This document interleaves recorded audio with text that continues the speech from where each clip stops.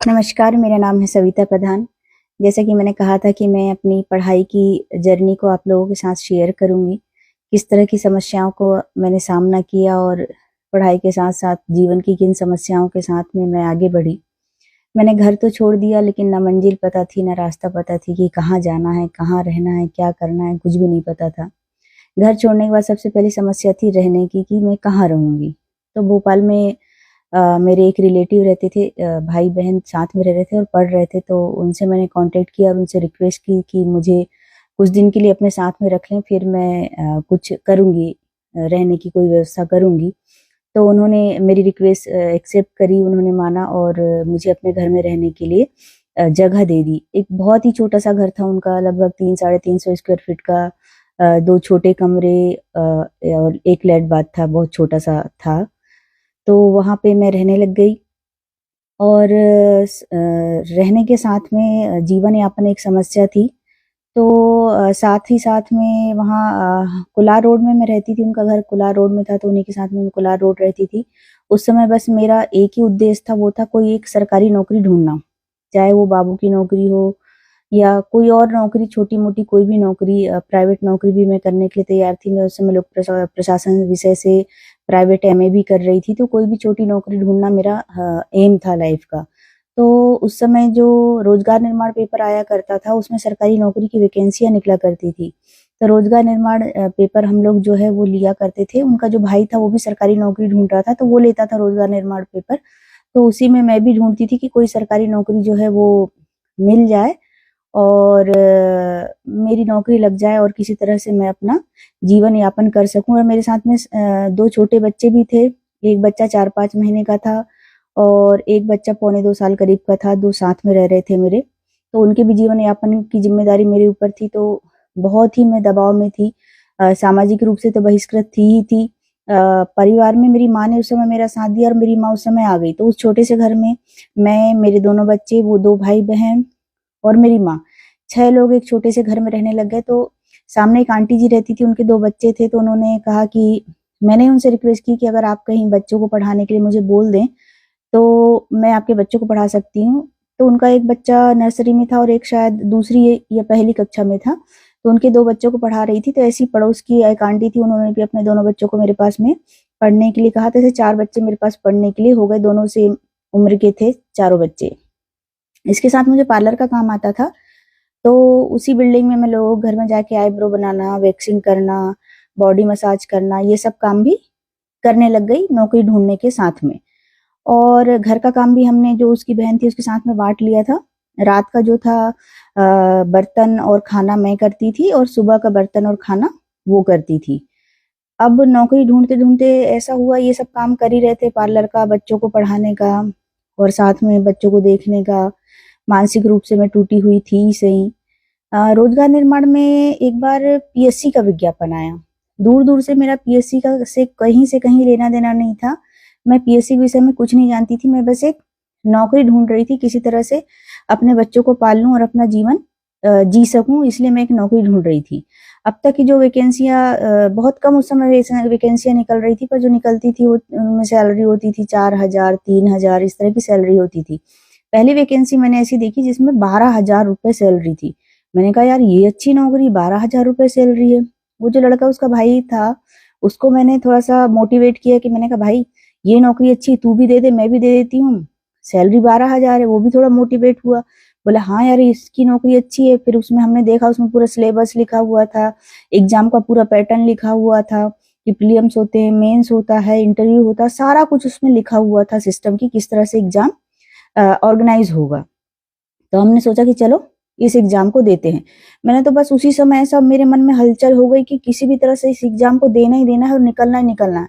बल्कि उस एग्ज़ाम की एबीसीडी नहीं पता, पूरे दूर-दूर तक मेरे रिश्तेदार में, मेरे खानदान में किसी ने पीएससी नहीं दी, कुछ नहीं पता उसके बारे में। फ्रेंड सर्कल कोई था नहीं मेरे पास में, कोई गाइडेंस कुछ भी नहीं था, पर पता नहीं क्या मन में हलचल हो गई कि भई इस एग्ज़ाम को तो निकालना ही निकालना है अब करके।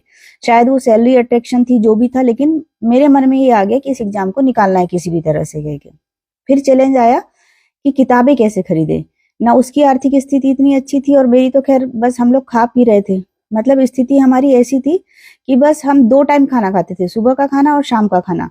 ना कोई स्नैक्स, ना कोई ब्रेकफास्ट, नाश्ता पानी, ऐसा कुछ भी नहीं होता था। हम चाय भी नहीं पीते थे, सिर्फ सुबह का खाना और शाम का खाना खाते थे।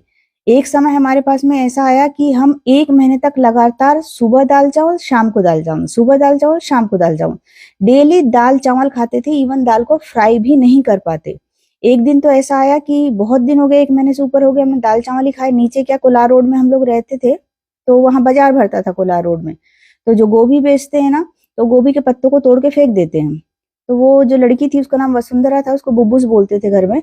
तो उसने बोला यार चलते हैं अपन, वो गोभी के पत्ते उससे मांग के लाते हैं, वो फ्री में दे देगा, तो अपन उसकी सब्जी बनाएंगे। तो मैं उसके साथ में गई। तो हमने उसको बोला भैया आप ये गोभी के पत्ते तो फेंक ही रहे हैं, तो हमको दे दो, हमारे घर में बकरी है तो हम उसको खिलाएंगे। तो उसने हमको फ्री में गोभी के ढेर सारे पत्ते दे दिए। फिर हम घर लेके आए, उसमें जो सॉफ्ट सॉफ्ट गोभी के पत्ते थे उसको हमने काट के सब्जी बनाई। तो महीनों बाद हमने कोई सब्जी खाई, वो भी बकरी के लिए बोल के लेके आए थे, उसकी हमने सब्जी बना के खाई। तो ये हमारी खाने पीने की स्थिति थी। फिर हमने पता किया तो न्यू मार्केट में सेकेंड हैंड की किताबों की दुकान थी। तो जो रोजगार निर्माण के सिलेबस के हिसाब से हम समझ गए थे, प्रीलिम्स मेंस ये सब समझ गए थे कि प्रीलिम्स में एक सब्जेक्ट लेना होता है। और क्योंकि उस समय मैं लोक प्रशासन विषय से एमए कर ही रही थी, तो मैंने प्रीलिम्स में लोक प्रशासन विषय चयन किया। हम वहां से सेकेंड हैंड कुछ किताबें 2-4, बहुत ज्यादा तो नहीं खरीद सकते थे, 2-4 किताबें खरीद के लेके आए और हमने पढ़ाई चालू करी। मुझ में जुनून इतना आ गया था पढ़ाई करने का कि मैं रात के 3-3, 4-4 बजे तक पढ़ते रहती थी। मतलब मुश्किल से मैं 3-4 घंटे ही सोती थी, क्योंकि मेरे पास में रात का ही समय होता था। सुबह बच्चे भी देखने होते थे, थोड़ा बहुत पार्लर का काम भी करती थी, वो छोटे बच्चों को भी पढ़ाती थी मैं। तो मेरे पास में बहुत ज्यादा समय नहीं हुआ करता था। विनय जो था वो रात को 1-1:30 बजे के बाद में वो सो जाता था, लेकिन मैं नहीं सोती थी। वो दिन में भी कम पढ़ता था, हालांकि वो भी डेडिकेट था, लेकिन मेरे जितना डेडिकेट नहीं था। दिन में क्या होता था कि घर बहुत छोटा था, तो घर के अंदर तो मैं नहीं पढ़ सकती थी, बच्चे भी थे। तो ऊपर जो पानी रखने की टंकी होती है, उसके लिए एक ऐसा स्टैंड बना देते सीमेंट का। तो सीमेंट के स्टैंड के नीचे जो जगह होती है छोटी सी, उसके नीचे घुस के मैं पढ़ा करती थी। एक दिन मैं पढ़ रही थी वो स्टैंड के नीचे घुस के, दोपहर के टाइम। तो मेरी मम्मी ने मुझे बुलाया नीचे कि भाई वो बच्चा रो रहा है, तू आके देख ले। तो मैं नीचे गई, बच्चे को मैंने थोड़ी देर खिलाया, फीडिंग वीडिंग कराई, फिर मैं ऊपर गई। तो मेरी एकमात्र बेहतरीन किताब थी मुकेश माहेश्वरी की, लोक प्रशासन की। उस पे कुत्ते ने पेशाब कर दी और मेरी पूरी किताब खराब हो गई। मैं इतना रोई, इतना दुखी हुई। इतनी मोटी किताब थी, एक ही किताब थी मेरे पास में, वो भी मैंने सेकेंड हैंड खरीदी थी। अब वो किताब को मैंने सुखाई तो वो इतनी मोटी थी, वो फूल के इतनी मोटी हो गई, और दूसरी किताब खरीदने की मेरी हैसियत नहीं थी। अब मैं क्या करती, मैंने तो फिर अपने आप को पॉजिटिव किया। मैंने सोचा भैया ये शंकर जी का आशीर्वाद है, अब मैं इसी से पढ़ूंगी। और यकीन मानिए मैंने उसी किताब को एग्जाम तक, वो कुत्ते के पेशाब की हुई किताब को ही एग्जाम तक उसी किताब से पढ़ाई की। एक मंजीत भैया का एक रिलेटिव थे, वो भी पीएससी की परीक्षा दे रहे थे, लेकिन वो जॉब में थे, कमाई भी कर रहे थे, तो वो अच्छी अच्छी किताबें खरीदते थे। और पता नहीं क्या है, बोलते ना किसी चीज को शिद्दत से चाहो तो पूरी कायनात आपको उससे मिलाने में जुड़ जाती है। तो वो मुझे किताबें दे जाते थे। तो बहुत सारी किताबें वो मुझे अच्छी अच्छी दे गए। बाद में बीच का एक हिस्सा था, उसमें उन्होंने किताबें भी दे गए। तो मैं पढ़ती रही, मैं बहुत डेडिकेटेड थी। इवन मुझे बहुत नींद आती थी जब रात को, क्योंकि दिन में भी मैं सोती नहीं थी।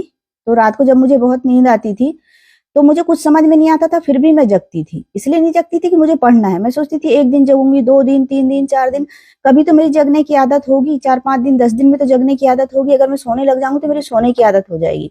तो मैं बिल्कुल नहीं सोती थी और पढ़ते रहती थी। अब इतने संघर्षों के बीच में कभी बच्चे बीमार हो जाते थे, डॉक्टर के पास हम नहीं ले जा पाते थे, क्योंकि डॉक्टर की फीस नहीं दे पाते थे। मेडिकल से पूछ के दवाई दे देते थे, मेडिकल वाला भी सपोर्ट कर देता था, कई बार उधार दवाई दे देता था बिना पैसे के।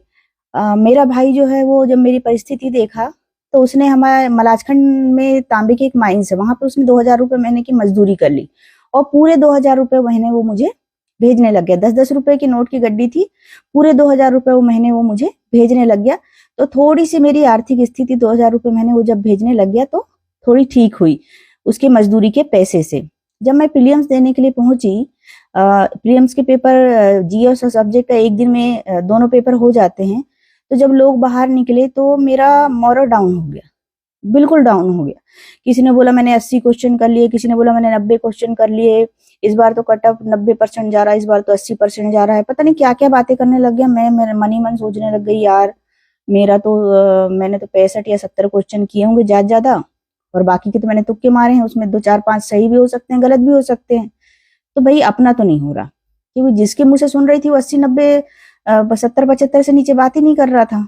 तो मैंने कहा अपना नहीं हो रहा है, और मैंने कहा कोई बात नहीं, अपन ने इतनी पढ़ाई भी नहीं करी, अपन ने तो विज्ञापन निकलने के बाद पहली बार 3 महीने पढ़ाई करी है, अगली बार देंगे अपन फिर से कोई छोटी मोटी नौकरी, बाबू अब्बू की कहीं कहीं की कुछ की अटेंडेंट की नौकरी ढूंढते हैं। ऐसे तो अपना काम नहीं चलेगा, भाई भी कितने दिन तक मजदूरी करेगा और बच्चे भी पालना है, इनके घर भी कितने दिन टिके रहूंगी।